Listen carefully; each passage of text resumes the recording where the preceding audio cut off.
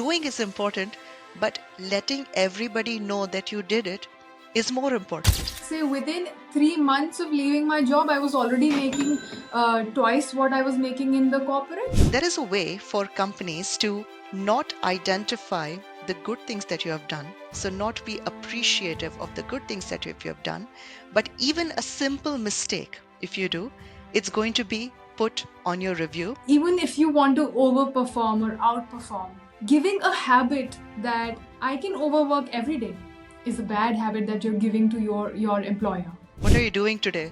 Say nothing. Okay, then can you do this? No, doing nothing is the plan. I want to do nothing today, right? Like I want to relax. I just want to be. So that doing nothing is also a part of the plan. I'll tell all the freelancers or people who are looking to shift. If you start discounting your rates, you will, even if you give that thing for 5 rupee, people will come and tell you that this is too high and someone is giving them for 1 rupee, right? It never ends. It just never ends. Hi, everyone. Thank you for joining the Working Women podcast. And today we will be speaking with Prakriti Madan, who spent some time in the corporate and now is running her full time freelance business, which is very successful.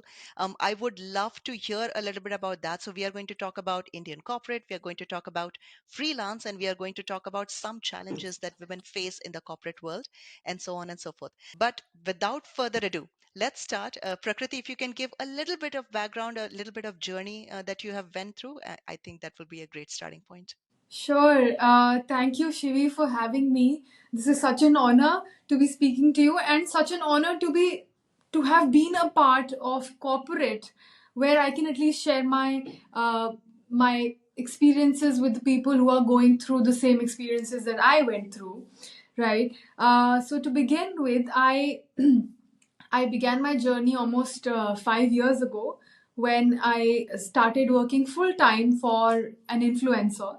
It was a very creative job, a lot of fun, lot of scope to be creative and give your inputs. That I think did not prepare me for corporate enough, right? Because I had too much freedom to say. And and literally one day before the lockdown, I left the job. We never knew that the lockdown would hit, right? Corona would come, and so fast. So just one day before I got the agreement on the resignation, and one day later I was like, oh my god, now I will not even get another job because the times are such. So all that time, all the corona period, or I would say at least 9 months, I was only looking for freelance opportunities, which failed then.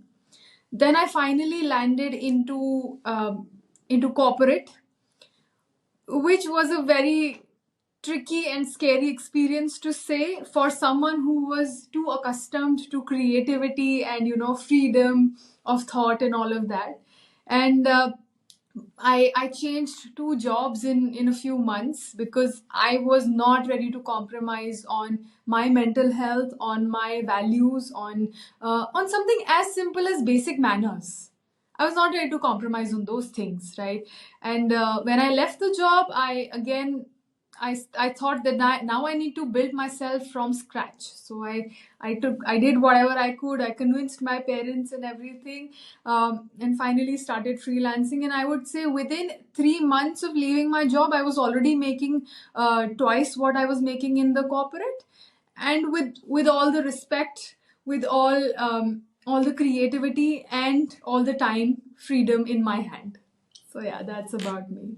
Thank you so much for sharing with us, Prakriti. And I think you bring so many interesting points and so many interesting perspectives. I would like to touch upon each one of them separately because there's a lot to unpack. Now, you did say that you started working in corporate after working with an influencer, which really gave you the freedom to create and freedom to bring your ideas to life.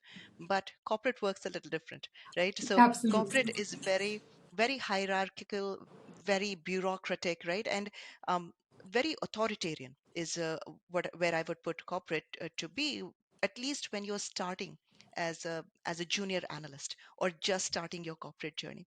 So, and you did switch jobs very quickly. So you did identify that this place is not working out for me, and you touched upon a few things where bad manners. And then you moved on to a different role. And then again, you said that this is not working for me as well, moving on to freelancing. So, what were some traits or some things that you saw in your corporate that really primed you that, oh, this is toxic, this is really affecting my mental health? So talk to me about that a little bit. Right. See, Shivi, number one, I'm a very strong valued girl. I just do not compromise on my values. And while we all have to make adjustments according to situations, there is a limit, right? And I realized that corporate, or that those companies, one was a startup, one the other was a well built, like a 60-year-old firm. Both of them were asking for too much for me to compromise on my values.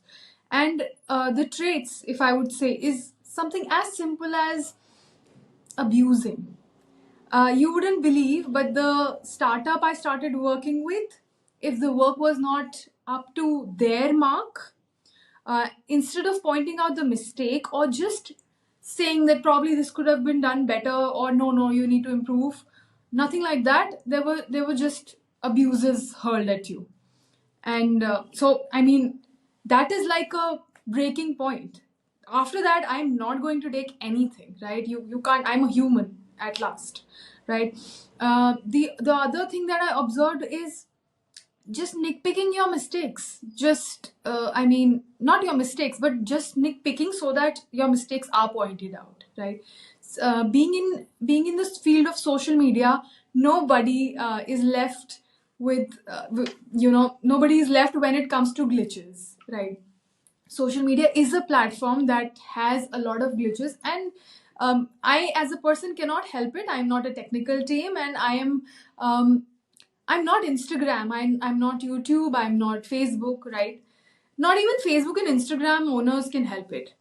And that was something that was difficult to explain to my manager. and and because of that, it only reflected that I was the one making mistakes.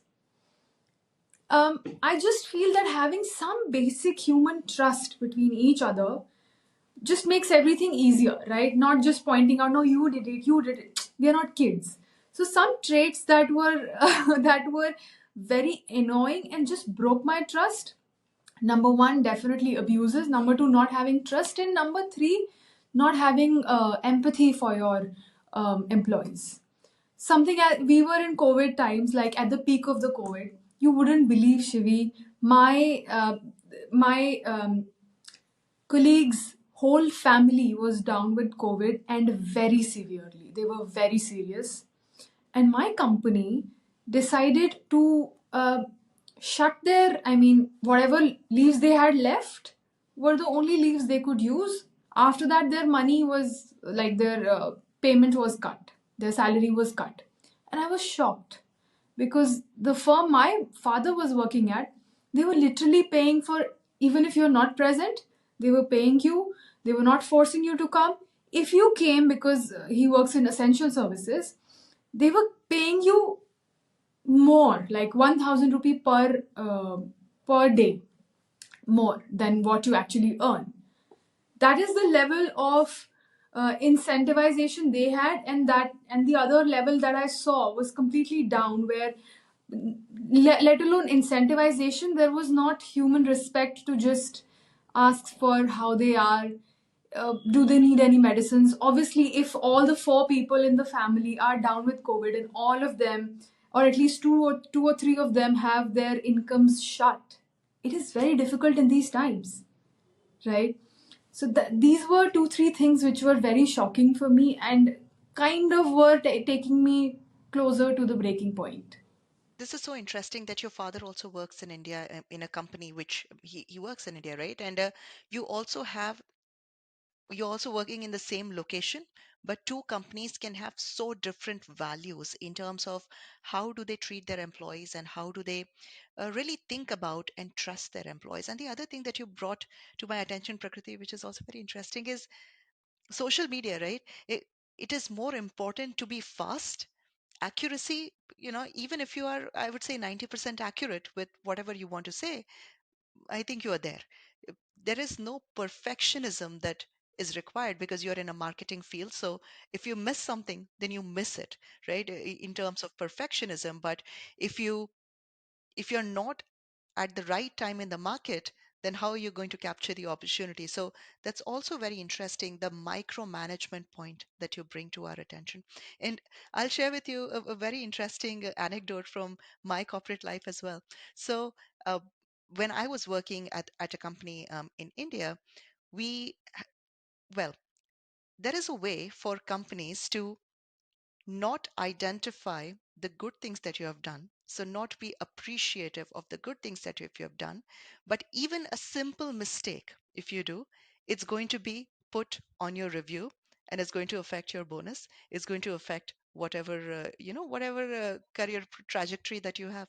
So it's so interesting that you could be putting your 95%, 100%, 110% for 364 days out of 365, but one day maybe you had a problem, you had an issue, and that is the one that would be taking a lot of space on your performance review. So Right. it's something very interesting that you talk about, and something very interesting that you bring to the table. um, yeah. And also, just taking a step back, Prakriti, right? Because I know that you worked in this company for say 6 months. um, Talk to me about the working hours and the working culture that you saw. Uh, were you required to be available, let's say, on the weekends when you maybe have plans? Because evenings, I already think that you have to be available, right? In India, it's Yes. it's very, very challenging to have weekend evenings free. But talk to me about the weekends that were you required to be on call or anything like. Don't even get me started, is all I can say. Frankly, the startup I was working with, and because it was COVID times, we were working from home. Clearly, there were no work life balance or boundaries, right? And I kind of adjusted to it. That was okay. But then asking me to work on like literally any time is not done, right? At 12 in the night, I get a message, do this. I'm not gonna do it. I'm sorry, but yeah, I'm not gonna do it.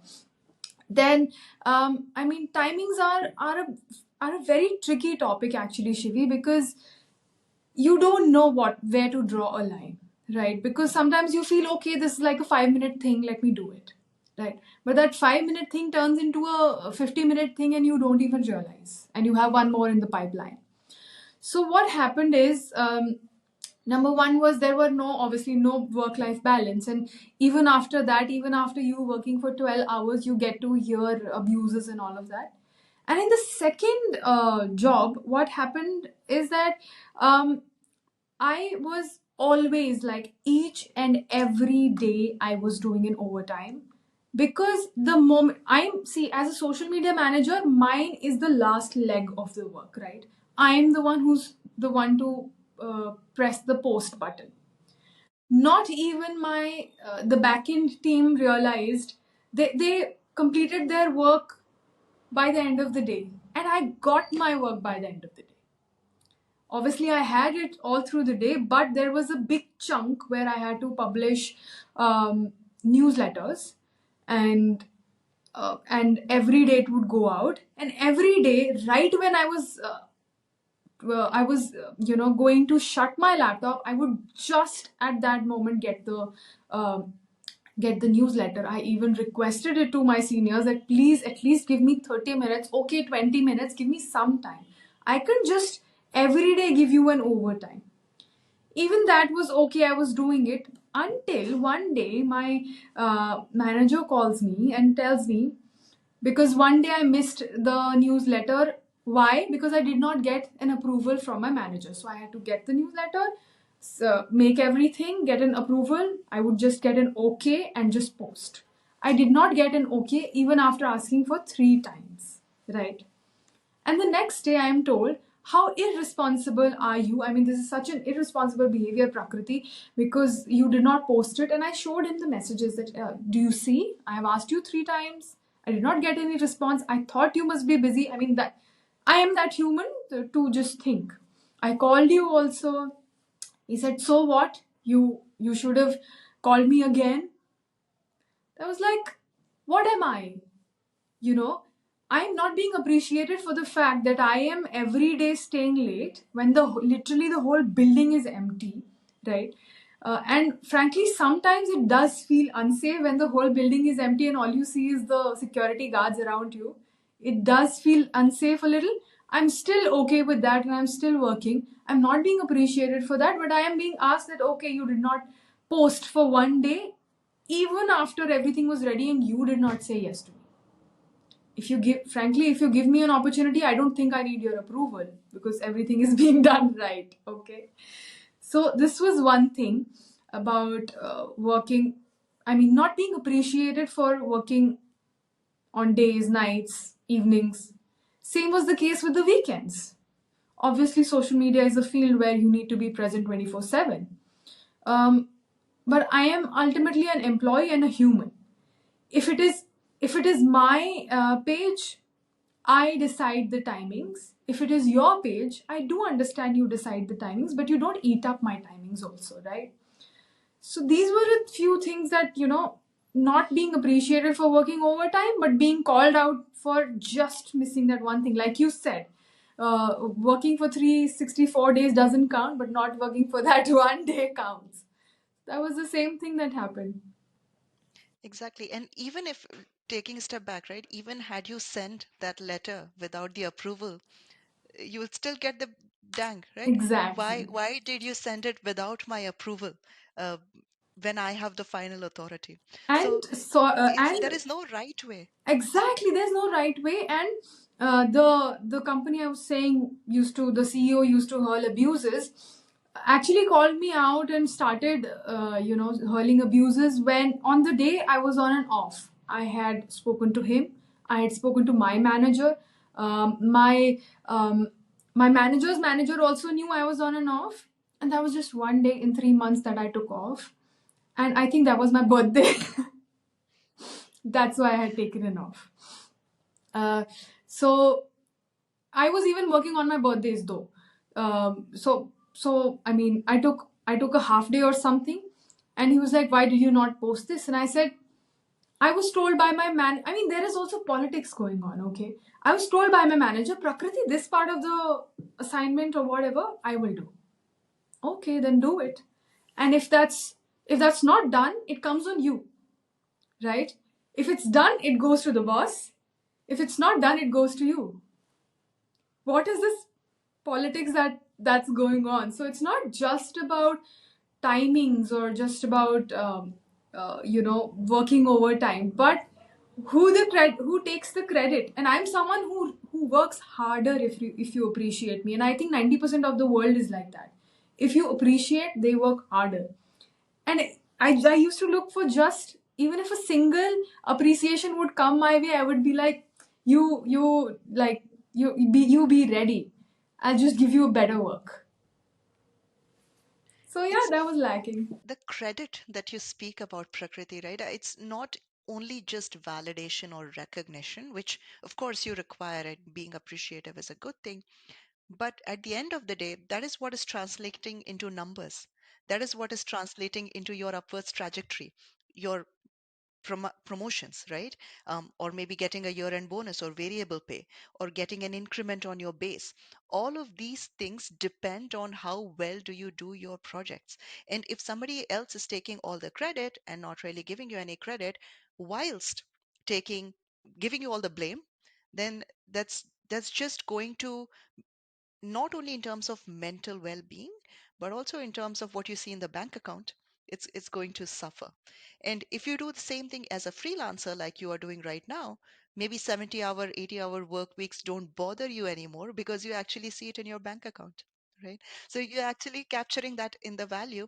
I think that is what makes the most of the difference, where um, the kind of effort that we put and the kind of return that we get should be commensurate between each other. And so interesting that you bring in these specific topics where bosses actually do this, and that's definitely not a good trait of a leader. A good leader will always take the blame and give the credit, right? So that's how a good leader behaves and runs with their teams.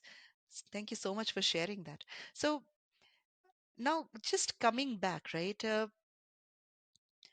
How did you feel in terms of your mental well-being, like really working in a very taxing work environment where your manager is calling you on your birthday not to wish you happy birthday but to to hurl abuses at you? So it must be a very difficult and dark place to be in. And the other thing that I also think about in your particular case is you were coming from working with an influencer, almost in a freelance capacity, where you had a lot of leverage in terms of how do you want to do things, but then coming up into this box and really being boxed, that you cannot really go out of this box, you cannot really imagine outside of these box, and this is where you have to perform, and this is where you have to be. Did you feel like small, like how were you feeling at that time? Shivi, it was never about timing, right?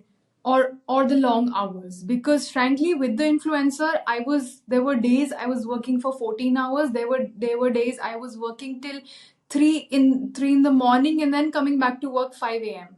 Right? I was always a hard worker, so it was never a problem, right?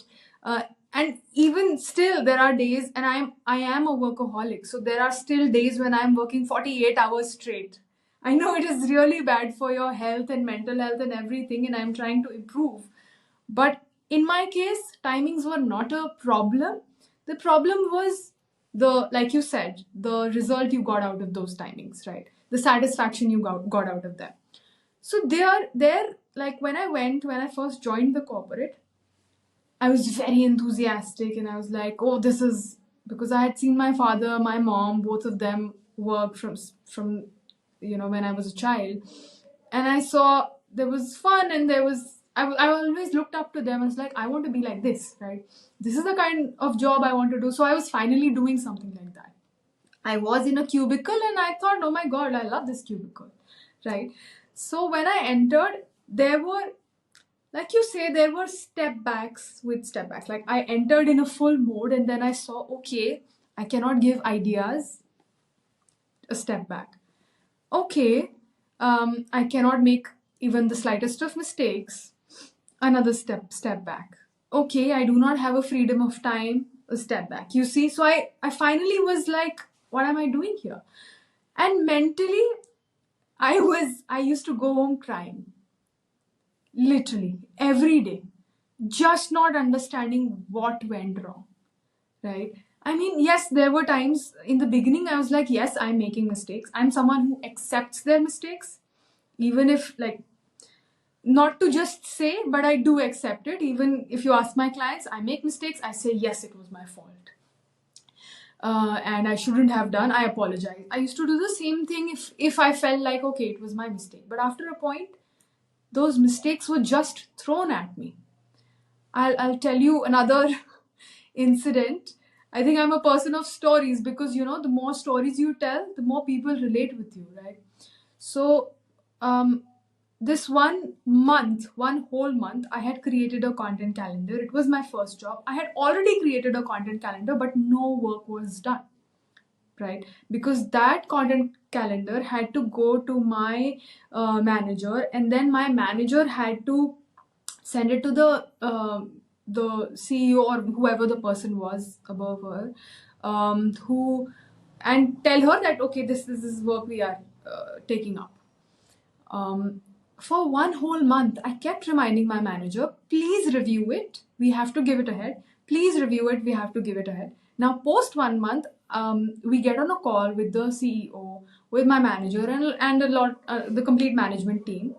And, everyone is reviewing everyone, okay, where the business is going, all of that. And suddenly I get asked, Prakriti, where's the content calendar? I said, it's with this person. And the CEO asked me, why is it not executed till now?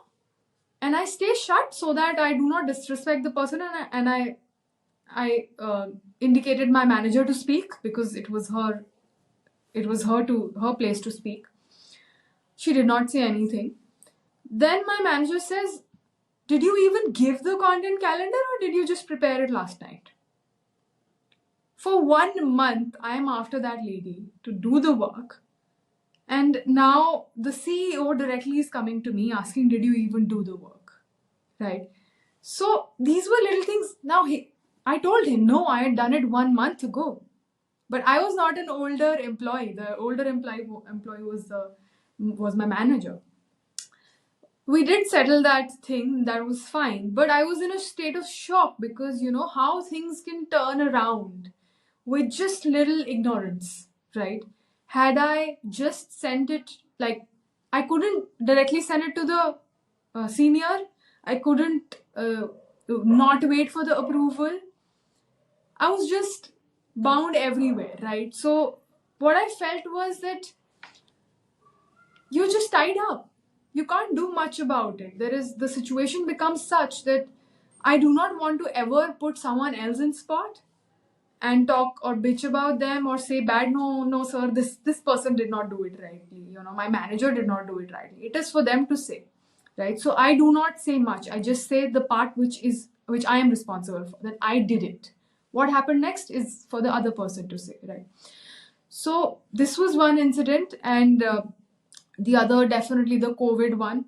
These were the parts where I just felt like I just went home and cried because there was nothing wrong with these questions, but just the little politics that was going on, which I was realizing slowly, right?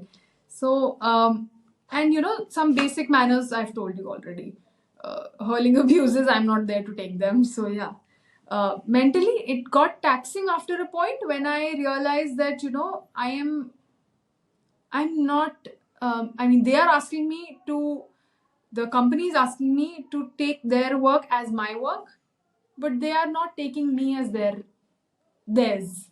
That's a very interesting point that you bring, Prakriti, where even if you're making, let's say, a good amount in India, right? Let's say you're making 50,000 rupees a month in India, but you're working 10-hour days every day, then the the per hour rate that you're making is significantly lesser. You could have done something else in those 2 hours and not necessarily make money, but even watch Netflix, right? Or sleep, or spend time with your family, spend time with your friends. So I think that is really, really missing in the Indian corporate culture. The other thing that you brought to my attention, which is very interesting, is how people react.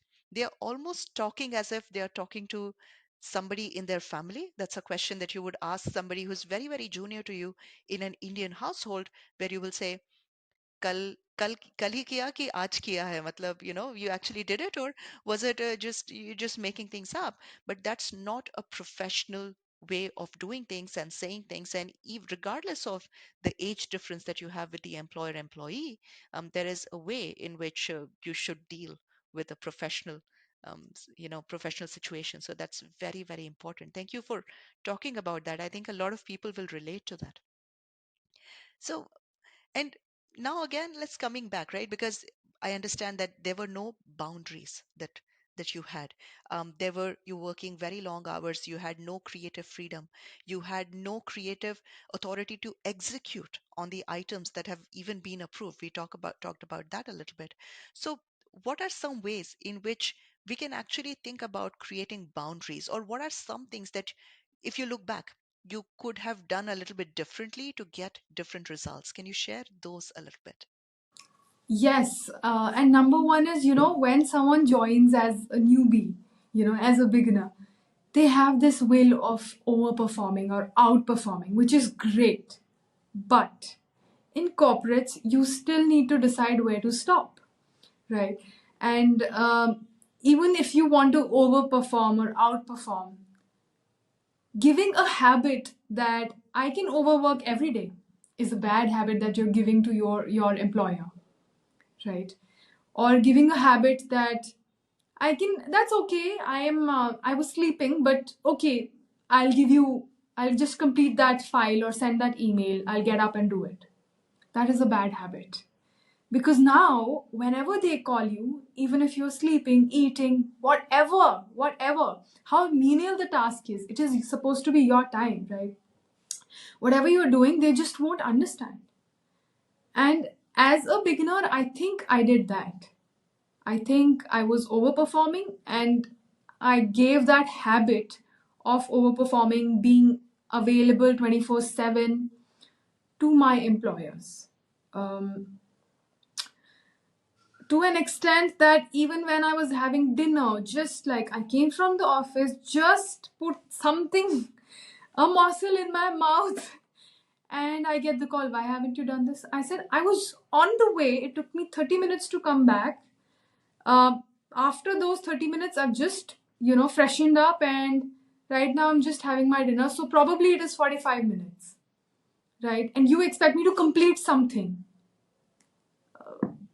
I mean, Shivi, frankly, when I'm speaking to you, there are certain things that I feel like might not even feel as strong points to a lot of people, because they might think, but you have to overwork for 1 hour. What's the problem, right?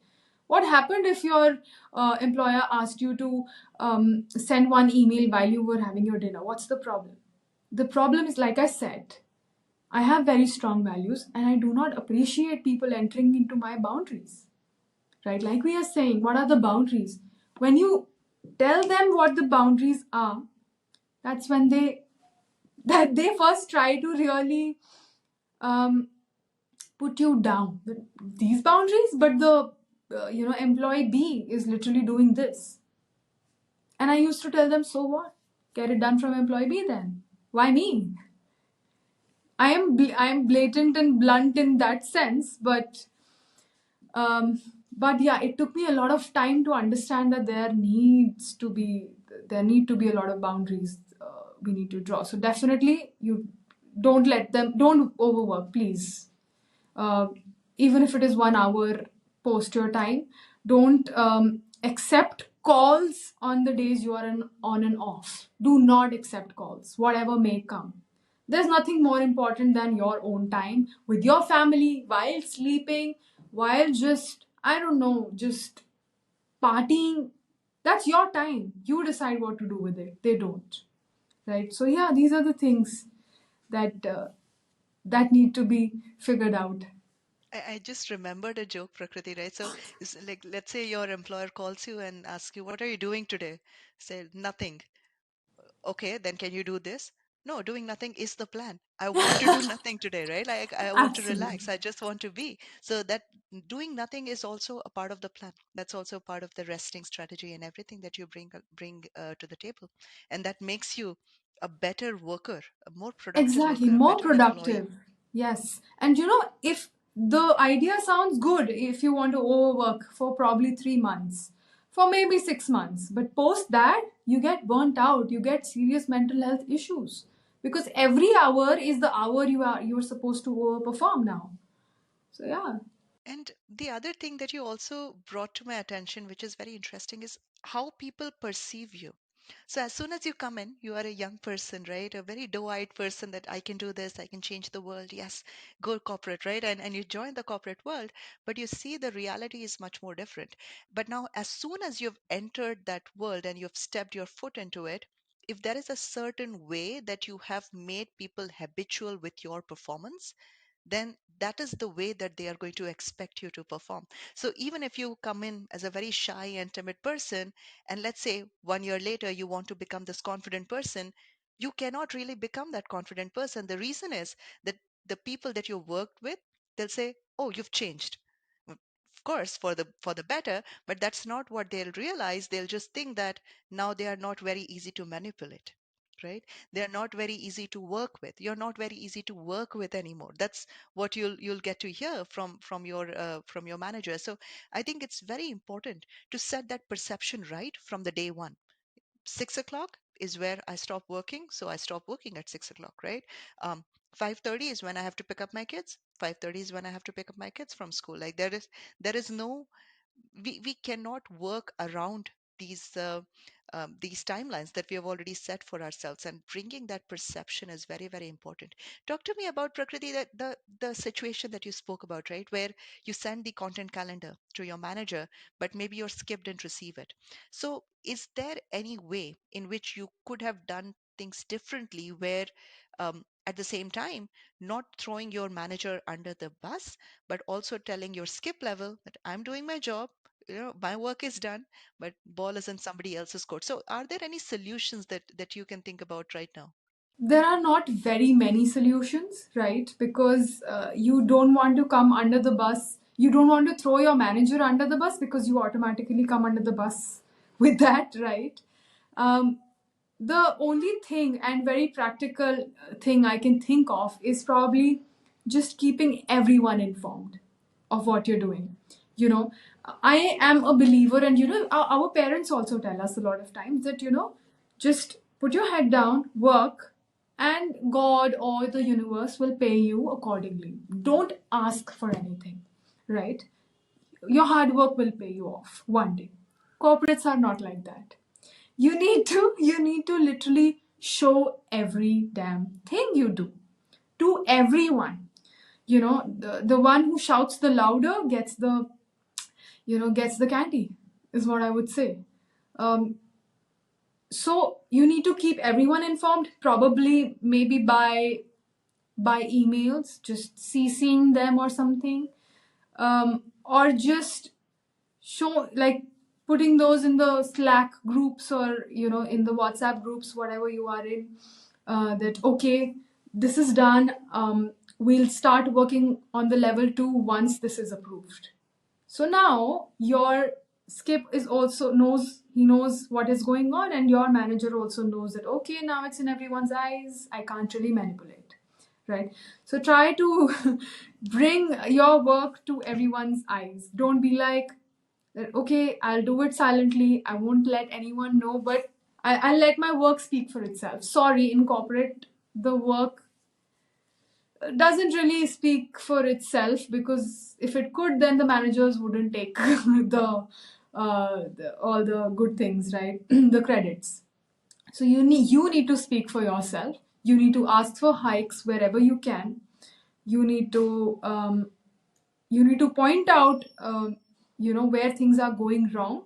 You need to be very communicative, so communication skills should be on point, and stop accepting rude or wrong behaviors. The day you stop accepting this, everything becomes different, right? Yeah, these are the pointers I think will be very handy to someone who's beginning or who's struggling. Just say it out loud. And the other thing also, Prakriti, all of these are very, very good pointers, right? And for somebody who's just coming into corporate and not really understanding how visibility works, doing is important, but letting everybody know that you did it is more important, right? So really, and coming back to the situation that you were in with the skip level, right? Um, Sometimes I would also do something like that when I was just a beginner, when I didn't know what to do better. But what what I know now, after being 14 years, 15 years in corporate, is that if my manager is not responding, and I always like to have skip meetings, right? So I like to have at least a 30-minute conversation on a monthly basis with my skip manager, so that I can tell them whatever I'm working on and whatever is happening. So as a part of that meeting, that is the deliverable, that is I can definitely review with them, and I can show them that I've been working on this, would love to get your thoughts and your feedback. I know I'm still learning, just so that they think that they are important, which they are, but they would know that you think that they are important as well. But at the same time, also telling them that my manager is still reviewing this. So I'm also going to get their feedback right away, and then also want to incorporate your feedback on the side. So in this way, everybody knows that you're working on this. You're not left on the sidelines, and you can continue to push your manager that this is the feedback I got from the skip. What do you think? Can we just put it, and can we just run with it? I think those are some very, very interesting and um, nice points that you bring for people who are starting in the corporate world. No, I absolutely agree with your point. I known it, I would Yeah, have definitely applied it, because that's a very smart way to go ahead. How do yeah, you what is a very implementable way to go to let your skip or your CEO or whoever is ahead of your manager know that you are working, you are there. What I felt was a barrier between myself and my skip, always a yeah, barrier, and that was a yeah, manager. Then I did not know how to figure this out, how to yeah, get out of it. But yeah, that's a very yeah, smart way. yeah. Um, Definitely, Prakriti. So now coming back to the questions on, because you are a woman who's worked in corporate, and now you're a woman running freelance, you do very, very different things. Talk to me about some challenges. that you saw maybe women face in your corporate journey, or if you faced yourself in your corporate journey. Talk to me about how Indian women in corporate is different than Indian men in corporate. See, I do understand that, we are running for equality and all of that, but still, a lot of mentality, not just for men, like, it is different for expectations are different with men and different with women. I'm not comparing on what is low or what is higher. Both have their own piece of sufferings and, good things coming their way. Luckily, I did not face anything that was wrong or biased in terms of my gender. But there was a very basic difference I saw when I saw um, female colleagues and male colleagues who were parents, I mean, who had kids at their home. Um, I'll share an anecdote. So there were two ladies, almost like probably 10, 15 years older than I was, sitting behind me or in another cubicle. And then next to that cubicle was another cubicle with a male who was again, I think 20, 15 years older than me, both parents of different kids. And um, the man, and same was the case with the whole floor we had. The men would do their work sincerely, very well. The women would keep getting calls from their homes, right? Mama, ye kaise karu? Mom, how do I do it? Mom, or Mom, my daddy is asking for this. Where is it? You know, or the maid calling that I'm here. I'm not getting this thing. Where do I find it? Right? Or them just asking their kids, how did your parents teacher meeting go, how did your school go, are you studying or not studying, did you complete your homework, where are you stuck, did you go to your tuition, right? I even saw them attending, because if their kids were younger, parents were expected to attend the classes with their kids. So the kids were at home, and to make sure that their kid was attending, they used to put their phones on in front of them, do the work with it because that was their bread and butter, and the class would run simultaneously on the phone. I mean, this is not just about corporates. This is, I think, more of a family thing. How do you realize your responsibilities as a family, right? Or as a society? Are all the responsibilities to be put on the females of the house, the women of the house? I mean, they're also working. If we say, okay, men work, so women have to take care of the household chores, the women are working and taking care of the household chores, right? It's not, I'm not blaming the corporates here, frankly, but I'm definitely blaming the society as a whole. I did not get the brunt of it probably because I'm not married, I don't have kids, I'm not there right now, right? Um, but they took it as their responsibility to do everything, and they were clearly overworked. And they still gave their 2000% to their work. They still gave their 2000% to their kids. I don't know where did they get so much energy from, but and obviously they were also nitpicked and all of that. But yeah, I mean, you see the capability of work and the flexibility of work. You are 8 hours in the office, you get all, as a man you can dedicate all of those 8 hours to work. As a woman, you have to just keep juggling between home office, home office, home office. So yeah, this is the difference I saw. I did not experience it, but I saw it. Like, it was eye opening and very disheartening to an extent. There is almost going to be a shift. That's what I see, but that shift is still not there, is Mm, what I feel. Where, sure, so now women are going to work, so that's there.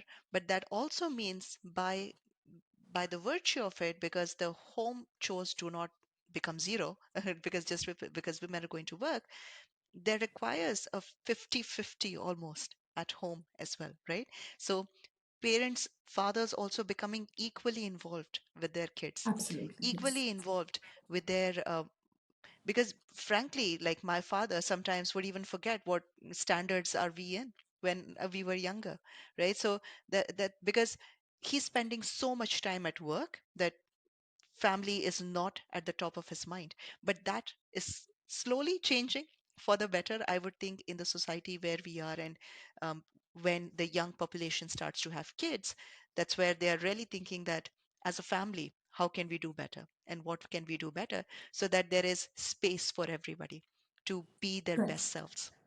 And So, Shivi, it's not to demean the fathers, frankly. yeah. No, they do their 10,000% best. Hmm. They do bring a lot of things to the table which mothers can't, right? Yeah. Biologically, whatever, financially, a lot of things are there, okay?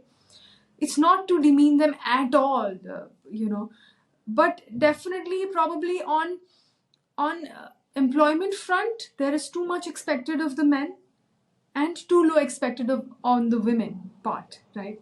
And on the household front, there's too much expected on for from a woman and less expected from a man. But this is how the general equation works. But these days, how corporates work are, they, you are an employee, be it a woman or a man. So you are expected to work whatever is given to you. You are expected to complete your KPIs, right? So now the employment, the financial part also goes to the lady, and so does the household part, right? I would say, like you said, we are trying to get there. Yes, there are parents who are equally balancing the work. There are even fathers who are taking up the household chores and moms going and earning. That mentality is slightly coming in, and that's great. But yes, it's a longer way to go.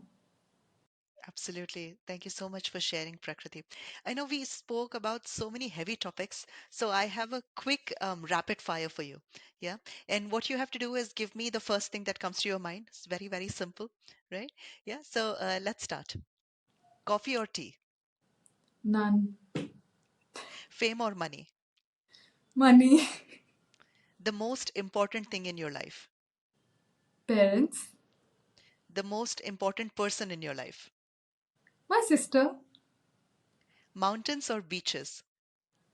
Beaches. What is the recent favorite movie that you've seen that you loved? It was a Shah Rukh Khan movie, and I'm forgetting the name.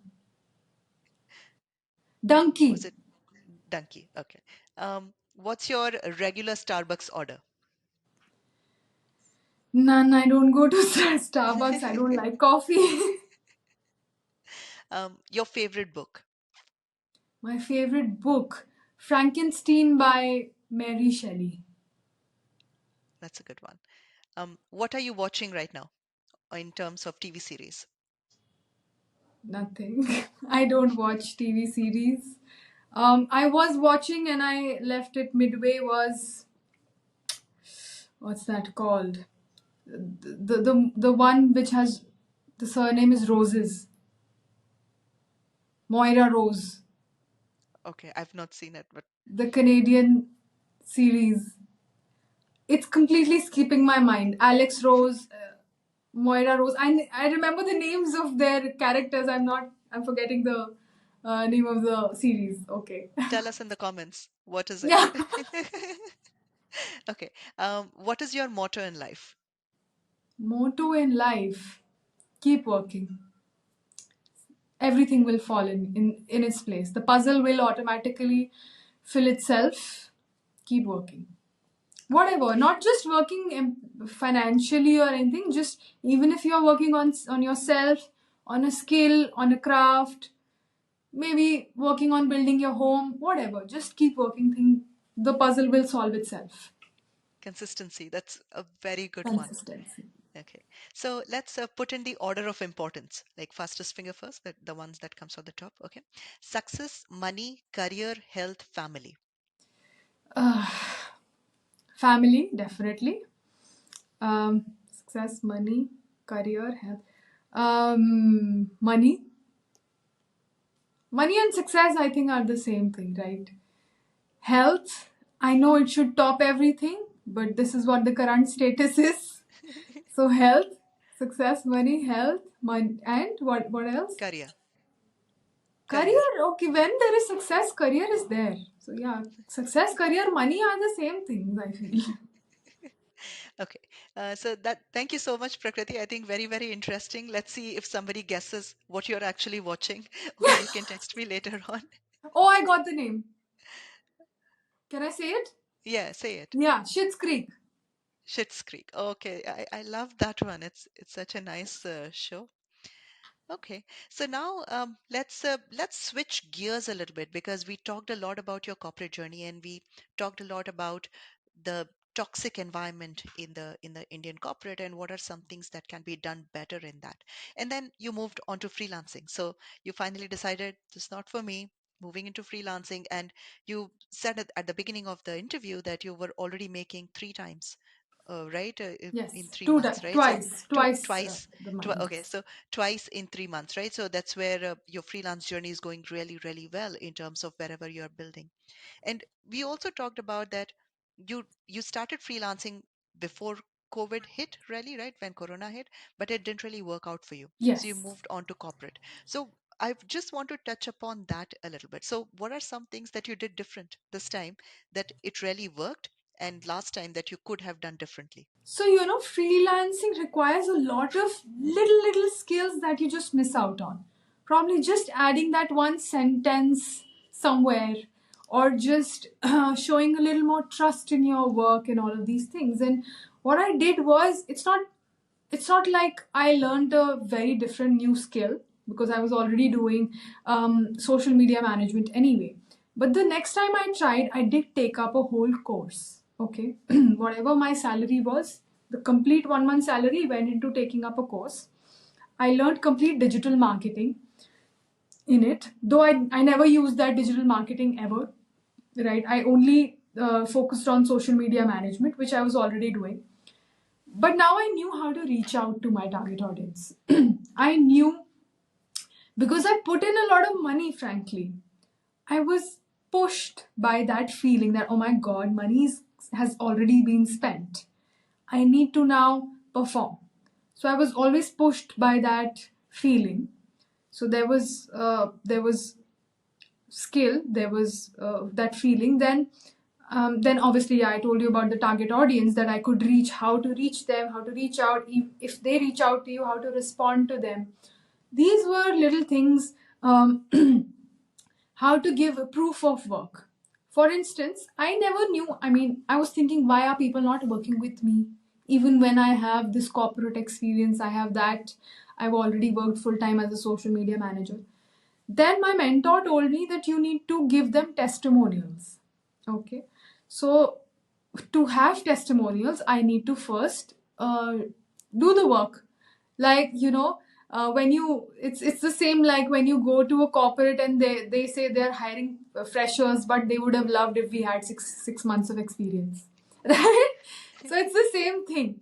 So she told me, you got to work for at least three people for free, and in exchange ask them for testimonials for free. Now you don't have to work for like 2 months or 3 months for free, just work for 15 days or maximum 1 month for free.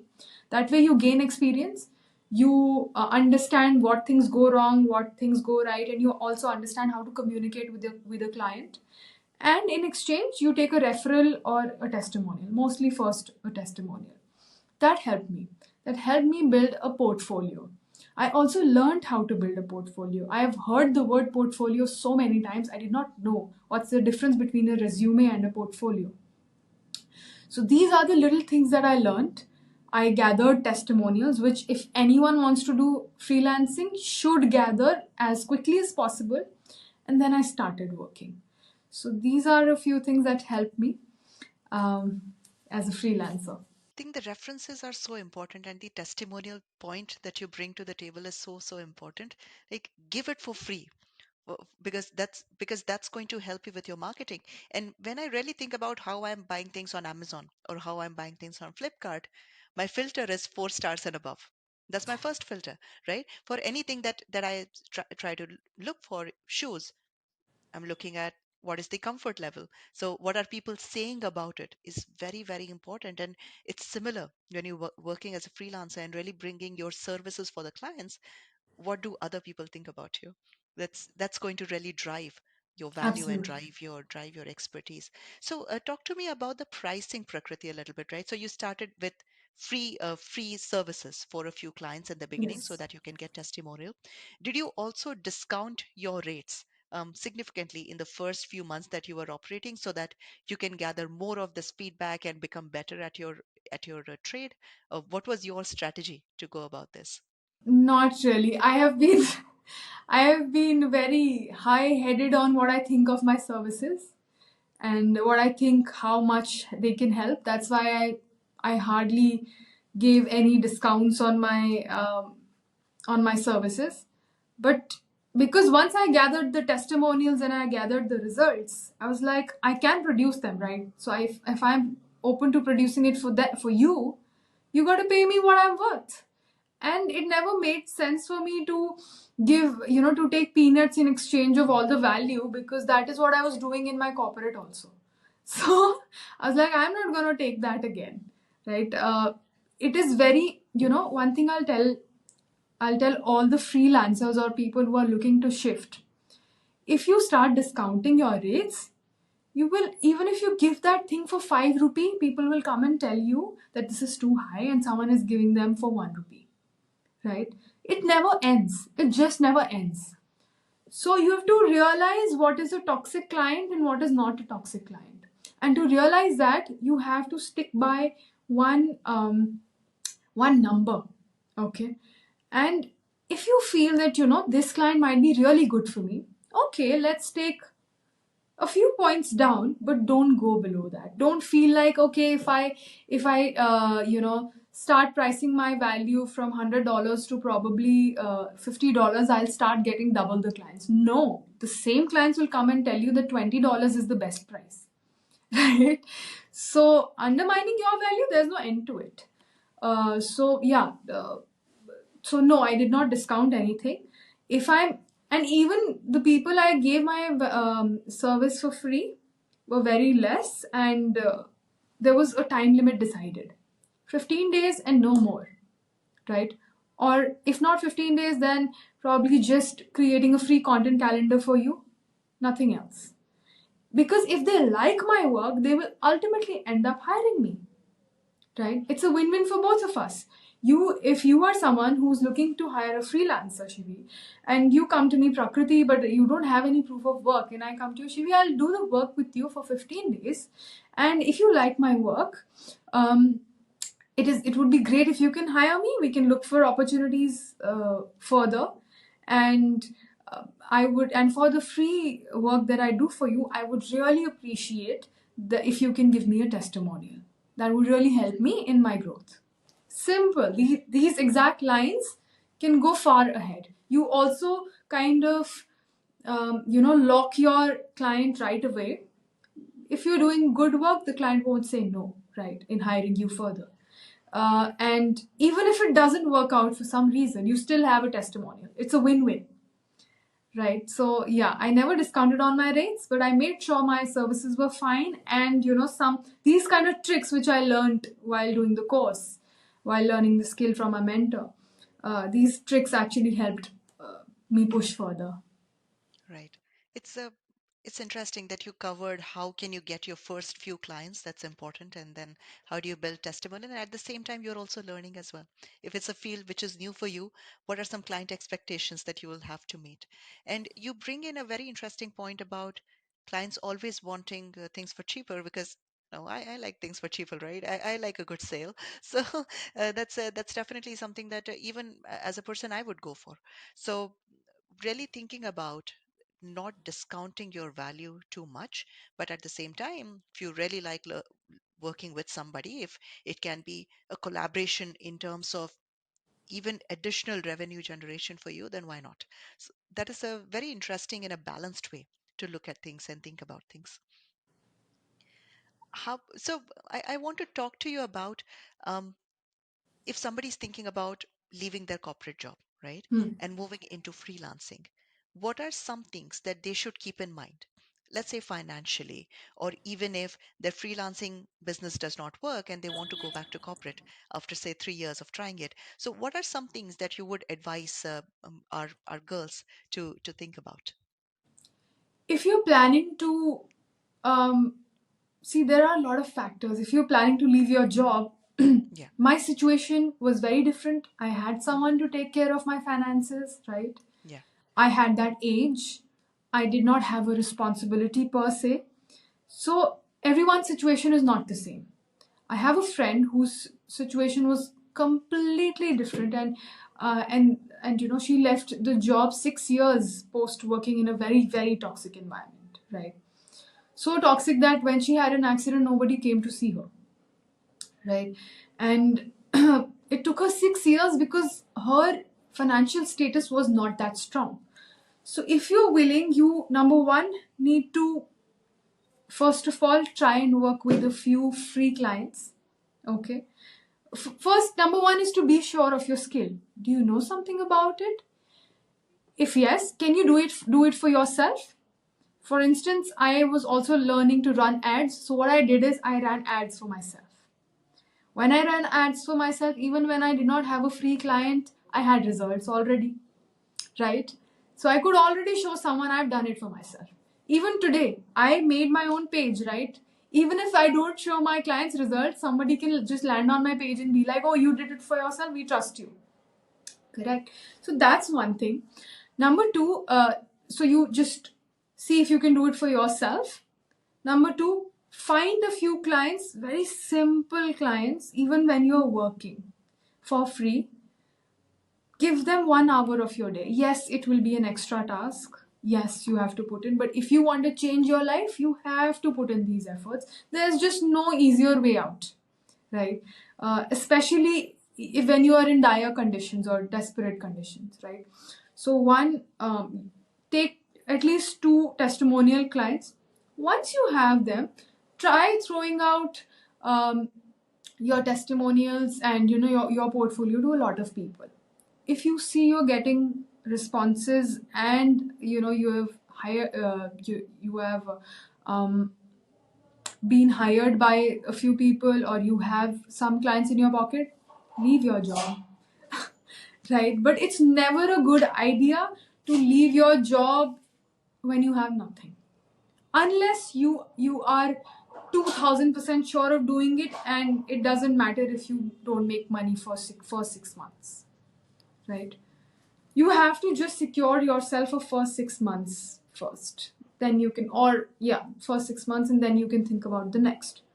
So if you're someone who just cannot leave your job, um, you have responsibilities and everything, give just 1 hour a day to yourself. Probably wake up 1 hour early, probably sleep an hour late, something of the sort. um, Try on your own self. Second point would be get testimonials. Third point would be send out your portfolios. Once you start getting clients, then leave your job. Or once you have a stable income from this, then leave your job. And if you're a freelancer who again wants to go to a corporate job, um, if you, this is what I observed. If you say that I was a freelancer and I was doing this and this and that failed and that's why I'm here. You're setting yourself up for another failure. Okay, you'll never go through that job or interview. What you have to do is tell them what you have built. Okay, that's what I kept in mind when I was starting with freelancing. I was like, why would someone not hire me even if I fail? If I tell them, like if I end up telling them I was building a company, you know, now you're not an employee for them. You're someone who can be a CEO in a few years because you know how to build. It did not work out your way, or your finances did not support you. That's a different thing, right? But you know how to build. So now you're not in just employees league, you are in the league of the management, or you can be seen in the management in a few years. So tell them what you're looking to build. If you have results to show them, I've done this, I've done this. If they tell you, then why, if you've done so much, why are you here again back in the corporate? Tell them the truthful things, that I want to look for more stable income, I want to look for work life balance. Tell them the conventional things, that's okay, but just put yourself in the shoes of a builder, not a failure. Don't take yourself as a failure, because if you do that to yourself, everybody around is going to do that to you. So yeah, these are the two ways to handle both the situations. Really talking about impact, you bring in such an important perspective that how you tell your story is important, right? How you, and that is going to build other person's perception of you, that how they are going to look at what you have done or what you have built or not built at the same time. So thank you so much for sharing that, Prakriti. So right before closing, I have a very interesting question for you. So if you could go back to the 21-year-old Prakriti, what would you tell her? Okay, so I'll tell myself that everything will fall in place, my dreams will come true. I've been a person who thinks a lot about future, what will happen, and what if I'm not able to do this and not that, and when I will do this, when I will achieve that. And that is a fair thing to think about, because obviously you need to prepare for your future, and I think most of the world thinks it that way. But you need to be very patient and keep working towards it, because a lot of time goes away in thinking only then. That is how I have been, that I spend a lot of time thinking and worrying of what will happen next, and not on executing to build it, right? um, and one little tip, Shivi, I really want to give it, because that is what formed my foundation, right? When you're freelancing, you are your own boss, right? You have all the freedom, you have all the time and everything. It is very easy to sway away, right? It is very difficult to find motivation to work every day, right? Especially when you're not even getting paid, you don't have any clients. It is very easy to feel like, today I'm not feeling like getting up and all that. One thing that kept me going, before I left my job, I just thought about this one single thing, which was that even if I do one one email a day, that's okay. I need to work that day, even if it is as small as writing one sentence, right? Because finding that energy, with that mental status where you're not getting anything for a very long time, is very difficult. So all you have to do is just ask yourself to get up and write just one sentence of that email, or just find that one email ID, or whatever your work is. Choose the smallest and menialest of the task and the easiest of tasks. Just do it, because the whole game is of getting up from the bed and sitting on your desk. That's it. Once you start doing it, then you literally, there were days when I did not feel like getting up, and I was just crying that I'm not doing anything and all of that. Then I told myself that, okay, all you have to do is just open Canva and choose a design. You don't have to make it, just choose it. So I got up, I opened my laptop, chose that design, and 1 hour later, I was almost done with that design. Then I thought, okay, I'll also do the ads part. Then I thought, okay, I'll also send the cold emails and all of that, right? So I ended up doing the 8 hour work. These are the days that come in every freelancer's life, and time and again, lot many times. All you have to do is just push yourself to do the easiest task of the day. That's one thing I wanted to tell everyone. Yeah.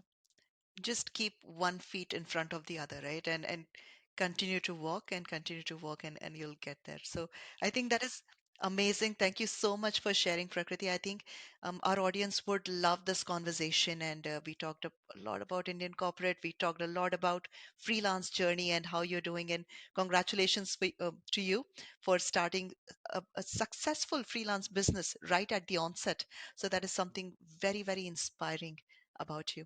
Thank you so much for taking the time to speak with us today. And yeah, and you will see yourself on YouTube and Spotify. Thank you so much, Shivi, for having me here. And because I've not spent very long time in the corporate, that is a part of my job which is not very known, right? And part of my life, sorry, that's not very known. And Not many people ask about it because I, from the beginning only, I gained my work as a freelancer, uh, and it was very, very different and very, um, it made me feel very happy that I'm also talking about that part of my life, which is just lost somewhere, and which has built me, which is which is kind of told, which has helped me build my values, which has helped me understand I accept this, I do not accept this, right? And which has helped me treat my employees in a better way. I always tell them I need this task to be done. I don't mind whenever you do it. Right? And if you think that you will not be able to complete in the timeline that I've given, tell me. The only thing I ask from them is communication. Just communicate. I am open to adjusting. Communicate. So yeah, that's this phase of my life helped me become a better leader as well. Thank you. Thank you so much for sharing, Prakriti. It was great speaking with you, and thank you for being here. Thank you. Have a great day. Loved talking to you.